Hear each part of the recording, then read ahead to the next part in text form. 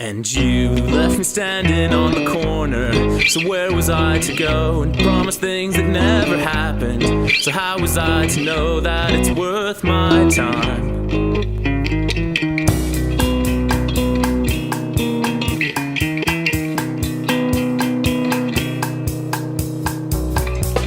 We're in Brussels at the airport, sneaking in the first class lounge, from the catacombs to Montmartre, reveling in what we found. Through the district to the corner that gets photographed the most, stop to Northern California, taking highway one up the coast.